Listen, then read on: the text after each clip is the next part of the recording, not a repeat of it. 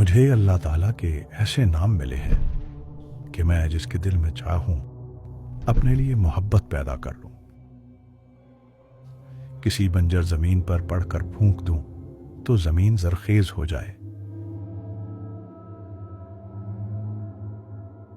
मट्टी पर पढ़ लूं तो मट्टी सोना बन जाए। ये तोहफा मुझे मिला था हजरत ख्वाजा अवैस करनी रहमतुल्लाह अलैह से।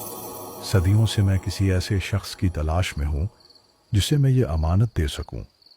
मुझे मेरे एक दोस्त ने बताया कि आप यहाँ मकली के कब्रिस्तान में मिलेंगे। मेरा दोस्त, आप शायद उसे बावर्ची जिन कहते हैं। जी बिल्कुल। मेरे दिल में एक अजीब सी परेशानी थी कि इंसानों में इतने बुजुर्ग गुजरे हैं जिन्होंने सहाबाए कराम की रिवायात को जमा किया है। इसके अलावा इन लोगों की रिवायात जमा की जिन्होंने सहाबाए कराम से कुछ सुना। लेकिन बहुत सी चीज़ें ऐसी हैं जो सिर्फ जन्नात के सीनों में मौजूद हैं। कितने जन्नात ऐसे हैं जो सहाबाए कराम की महफिल में जाया करते थे और उन्होंने वो मोती चुने हैं जो किसी इंसान और किसी किताब तक नहीं पहुंचे। लेकिन अब मुझे तसल्ली है कि आपने जन्नात की इन रिवायात को अपने पास जमा किया, क्योंकि जो तोहफा मैं आपको बताने जा रहा हूँ वो शायद किसी इंसान ने ख्वाजा अवैस करनी रहमतुल्लाह अलैह से ना सुना हो, ना उसे किसी किताब में नकल किया हो। जी जरूर बताएं, मैं भी आपको एक तोहफा दूंगा।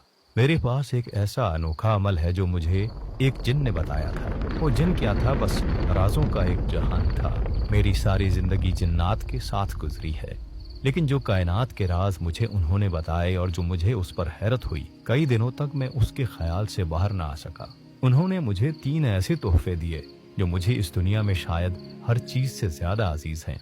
पहले आप अपनी बात जारी रखें, फिर मैं आपको अपनी कहानी बताता हूँ। चलें तो मैं अपना वाकया शुरू करता हूँ। मेरी जिंदगी में जो कमाल आपको नजर आ रहा है ये हमेशा से ऐसे नहीं था। आज से तकरीबन 1400 साल पहले मैं एक छोटा सा ताजर था। इंसानों के दरमियान रहता और इंसानी शक्ल में उनके साथ तिजारत करता था।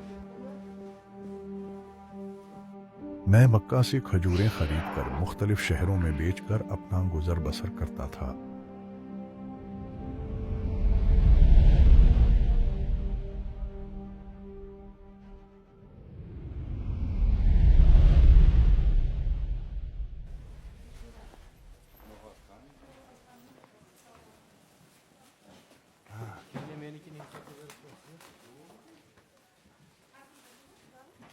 भाई, तुम जो ये माल लाते हो, क्या जायका है इसका? मैंने तुमसे कितनी बार गुजारिश की है कि मुझे ये खजूरें ज्यादा मिकदार में ला दो। मैं तुम्हें मुंह मांगी कीमत दूंगा। फिलहाल मेरे पास इतने वसाइल नहीं हैं कि तिजारत के लिए ज्यादा माल लाऊं। काफी अरसा ऐसे चलता रहा। फिर एक दिन एक अजीब वाकया हुआ। भाई इतना अरसा हो गया, मैं देख रहा हूँ आप मेरी दुकान से खजूर खरीद कर तिजारत कर रहे हैं। मेरे पास आपके लिए एक पेशकश है। मेरे कुछ मुलाजिम हैं, वो भी खजूरें लेकर जाते हैं, लेकिन मुझे इन पर एतबार नहीं है। आप मुझे ईमानदार लगते हो। कब तक ये छोटी तिजारत करते रहोगे? मेरे काफिले को अपनी निगरानी में ले जाओ, मैं इसका अच्छा मुआवजा दूंगा। मुझे ये पेशकश पसंद आई। मसला ये था कि मुझे इसके काफिले के साथ इंसानी शक्ल में रहना था। किसी को नहीं पता था कि मैं एक जिन हूँ। बस फिर मैं काफिले को लेकर यमन की तरफ निकल गया।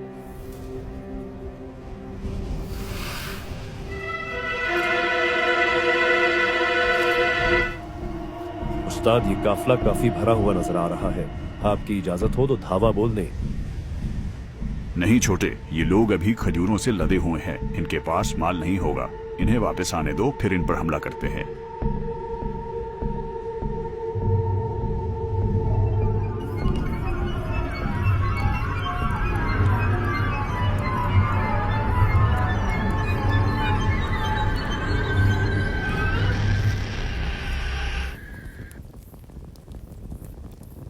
आप पहले कभी यमन गए हैं?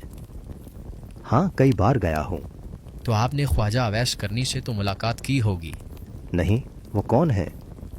फिर मुझे उसने बताया कि वो कौन हस्ती हैं। अल्लाह ने उनको क्या रूहानी दुनिया अता फरमाई है।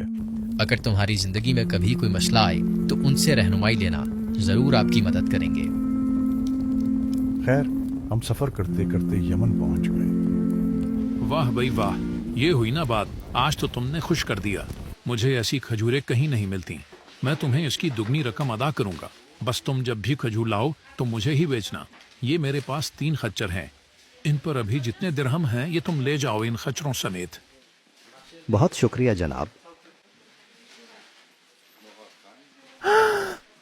اتنا منافع، اتنا تو کبھی ہمیں زندگی میں نہیں ہوا، لیکن ایک مسئلہ ہے، واپسی پر اتنے مال کی حفاظت مشکل ہو جائے گی۔ آج کل راستوں میں کافی لٹیرے موجود ہوتے ہیں۔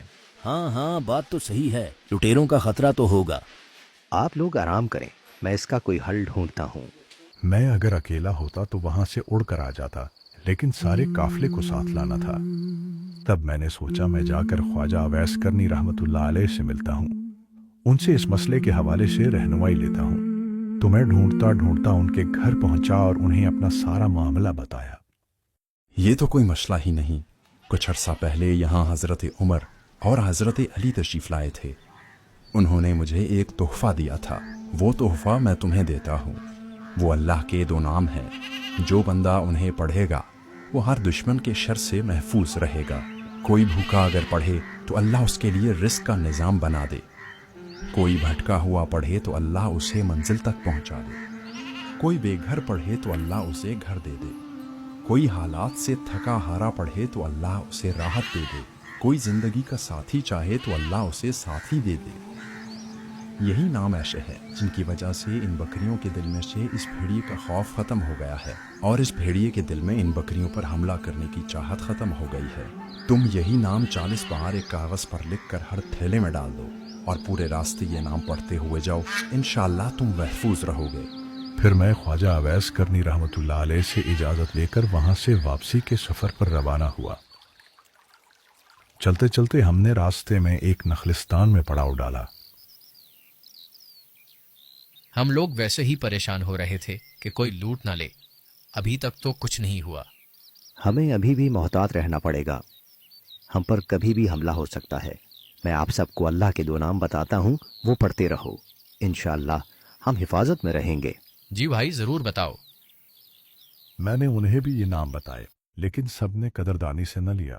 یہ بندہ مجھے دیوانہ لگتا ہے، اگر اس راستے پر ڈاکو ہوتے تو ہمیں آتے ہوئے ہی لوٹ لیتے۔ خیر چھوڑو، تھوڑی دیر آرام کر لیں، پھر سفر پر نکلنا ہے۔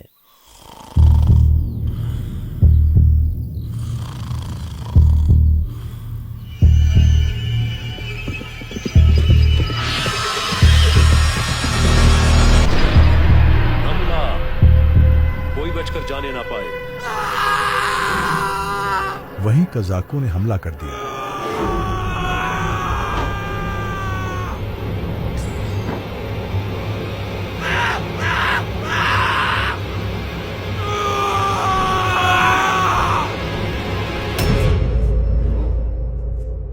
ہمارے 2 لوگ اس حملے میں مارے گئے۔ ایک ساتھی کو انہوں نے درخت کے ساتھ باندھ دیا۔ میں وہیں سب کے سامنے بیٹھا تھا، لیکن کسی کو نظر نہ آیا۔ جن خچروں پر سارا مال لدا ہوا تھا وہ میرے پاس ہی تھے۔ نہ ان لٹیروں کو میں نظر آیا اور نہ ہی وہ خچر۔ باقی لوگوں کے پاس جو کچھ تھا وہ لوٹ کر لے گئے۔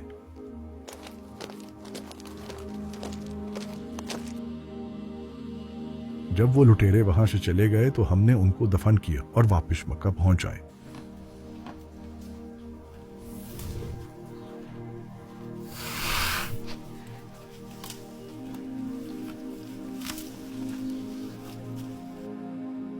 حیرت ہے، لٹیروں نے حملہ بھی کیا، 2 لوگوں کی جان بھی چلی گئی، اور تم سارا مال حفاظت سے لے آئے۔ آپ یقین نہیں کریں گے، یہ سب کے سامنے بیٹھا تھا لیکن کسی کو نظر نہ آیا۔ بس مجھے ایک محسن نے ایک راز بتایا تھا جس کی وجہ سے ہم حفاظت سے پہنچ جائے۔ کیا تم وہ ہمیں بھی بتا سکتے ہو؟ وہ نام ہے یا قادرو یا نافعو۔ اس دن سے میں نے یہ نام پڑھنا شروع کیے۔ صدیوں سے پڑھتے پڑھتے مجھ پر اس کے اتنے کمالات کھلے ہیں کہ میں اگر بتانا شروع کروں تو شاید کئی دن گزر جائیں۔ اتنے سال پڑھ کر اس کی جو تاثیر مجھے ملی ہے میں وہ آج آپ کو بخشتا ہوں۔ آپ بھی اگر اس کو پڑھیں گے تو آپ کو وہی تاثیر ملے گی۔ اس کے علاوہ آپ جس کو اجازت دیں اس کو بھی اتنا ہی فائدہ ہوگا۔ کوئی بھی اگر یا قادرو یا نافعو روزانہ 45 بار پڑھنے کی عادت بنا لے تو اسے بھی اس کا اتنا ہی فائدہ ہوگا۔ جو بندہ اپنے روزمرہ کے کام کے دوران اسے کھلا پڑھنے کی عادت بنا لے گا اس کا کاروبار سونے کے کاروبار جیسا منافع بخش ہوگا۔ اللہ اکبر۔ बहुत शुक्रिया आपका। यकीनन ये अमानत हर इंसान तक पहुंचनी चाहिए। वादे के मुताबिक अब मैं आपको अपना वाकया सुनाता हूँ। चंद साल पहले मेरे एक दोस्त ने मुझे कहा, हमारे यहाँ एक मेहमान आए हुए हैं मक्का से, बहुत अजीम हस्ती है। सारी जिंदगी उन्होंने मक्का में गुजारी है। बचपन में उन्होंने जिंदगी का काफी हिस्सा हजरत अनस बिन मालिक रजी अल्लाह ताला अन्हु की महाफिल में गुजारा। उनके पास कायनात के बहुत से राज हैं, लेकिन वो कभी किसी को नहीं बताते। आप चलकर उनसे बात कीजिए, शायद वो आपको कुछ बता दें। मैं ये सोच रहा था कि जिस हस्ती ने सारी जिंदगी मक्का में गुजारी है, पता नहीं उनके पास क्या क्या कमालात होंगे। सहाबाए कराम की महाफिल में रहे क्या मोती चुने होंगे। काश वो उसका कुछ जर्रा मुझे भी दे दें। यही सोचते सोचते हम वहां पहुंच गए। आइए आइए अल्लामा साहब। आप मुझे जानते हैं? मैं आपको भी जानता हूँ, आपके वालिदैन को भी जानता हूँ। आप चाहें तो मैं आपको उनके नाम भी बता सकता हूँ। मुझे ये भी पता है कि आप यहाँ किस नीयत से आए हैं। आप फिक्र मत करें, जितना आप सोच कर आए हैं मेरे पास आपको देने के लिए उससे बहुत कुछ ज्यादा है। और ये तमाम राज मैं सिर्फ आपको क्यों दे रहा हूँ, इसके पीछे भी एक राज है, वो भी आपको बताता हूँ।